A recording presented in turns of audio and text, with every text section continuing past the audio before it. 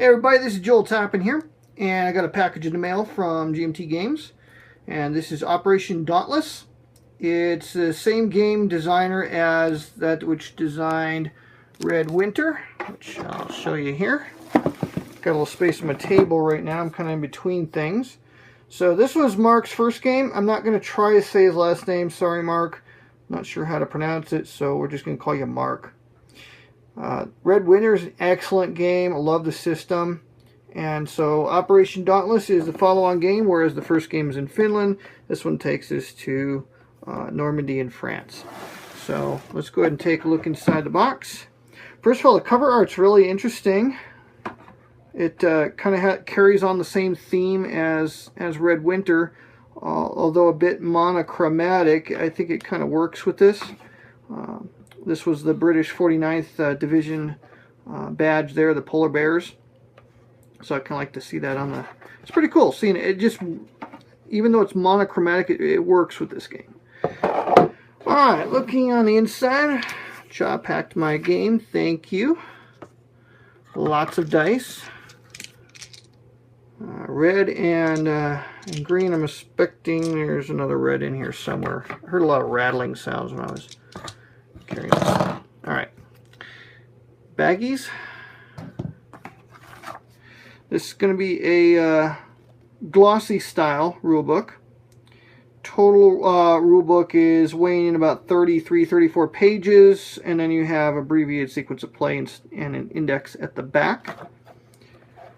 So it's nicely illustrated. This is what we've grown accustomed to with GMT. Very nice.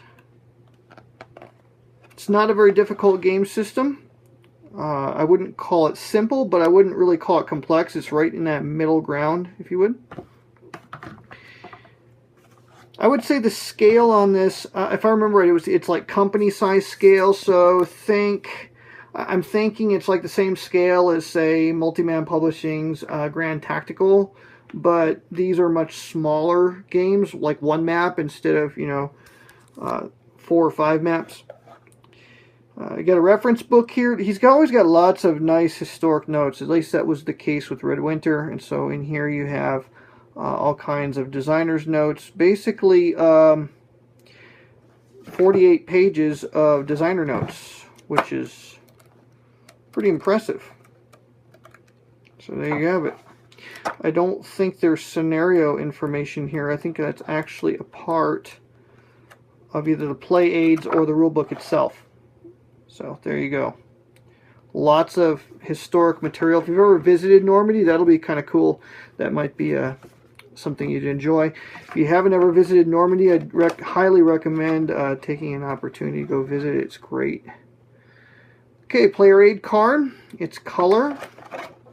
It's fold out. Nicely illustrated. And we have a couple of these, presumably one for each player, and then we have a second card. Again, it's cardstock, only one-sided. This gives you just a few extra charts. Got a fourth chart here of sorts, line of sight determination, which wasn't as, I don't recall this being much of an issue in the Red Winter because it's pretty much just flat. But here we go. Line of sight is always the bane of tactical, even grand tactical games. Campaign setup card. So here's your scenario information. It's double-sided. Trying to get this right, sorry guys. Here we go. Vehicle identification guide. How cool is that? So there you can identify all the different vehicles that you'll find in Operation Dauntless. That's just stinking awesome. Okay, got another card here. Getting started. Infantry rules, things like that. So there's a tutorial, help get you into the game, I guess. Kind of neat. Another getting started. This is on armor. And here we have a reinforcement card. one-sided for the British. And another one. Uh-oh. Alright. Don't anybody freak out, but it looks like we got black SS counters, alright? Just everybody stay calm. Stay calm. Here we go. So here's all your information for Panzer Lehr and the 12th SS that were part of this particular battle. And the German order battle or reinforcements display is like twice the size, 11 by 17, as the British one is. Information track. Now, this is something new. I think there's a lot more in this game than what was in Red Winter. Because I don't remember an information track needed on that one. I think it might have been maybe around the perimeter of the map. Turn track. So 32 turns.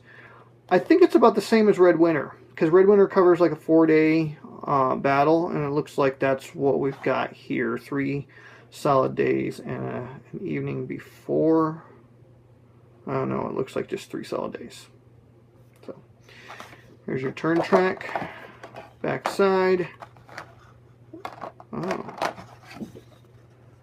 June 16, 17, 18. And then June 25th, 26th, 27th. So you got actually 2 3-day battles here. Very interesting. Okay. Counter sheet number 1. These are not the brown core counters. They're white core, but they feel thicker than most of the white core counters. I might be wrong on that, guys. To me, it just seemed like it felt thicker.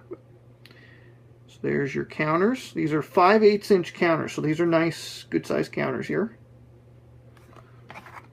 Oh boy. Here we go. Black SS counters. Everybody just stay calm. Not sure why people freak out over that. Very cool. I like to see all the different silhouettes are so neat. Let's go to front and back, because counter centering's been an issue as of late, but these look pretty darn on target. German precision. Let me look at these British ones again. I didn't look at the backs. Oh yeah, these look solid. That's good. Good, good, good. Happy, happy camper here. Third counter sheet. This is where you got most of your information markers. So you see there's not a lot of... it's not a marker intensive game. There's a lot of units in the game, but it's not really marker intensive. It's been a while since I played Red Winter, so I can't really tell you a whole lot about the game, but very nice. Alright, now what I can tell you is I don't remember the hexagons being quite so big in Red Winter. So give me a moment. Well, I'll go back to this and I will unfold the map for you, and then we'll compare it with Red Winter's map. So just for fun. Here we go. We have yet another scenario book. Can you believe this? 48 pages. So you have scenarios, tutorial scenarios, standard game scenarios, campaign game, scenario photo captions. So if the nearly 50-page playbook full of historic material was not enough for you, here is all of this. Oh my goodness. This, my friends, is very impressive. It's been a while since I've been this impressed by a box opening. I mean, this is like, wow. Wow. And then here's a playbook with examples of play, linking scenarios into a grand campaign, key differences if you know Red Winter well, tips and strategies, unit abbreviations, counter manifest, 25 more pages of goodies for you. Okay. And then a very large combat results table on the back because, hey, why not? Wow. That is an impressive package. All right, let's go ahead. I'm going to unfold the map for you, and we'll compare it with Red Winter's map. Okay, I have unfolded the map here for Operation Dauntless. Just kind of pan away. Sorry about the glare. There's really nothing I can do about this in the room that I'm using as my game room here. As you can see, it's a standard poster size map. There's not multiple maps here, so if you're like me and have a very small gaming area, this is a pretty nice thing to have here. It's one map. Looks like there's a lot of game in the box.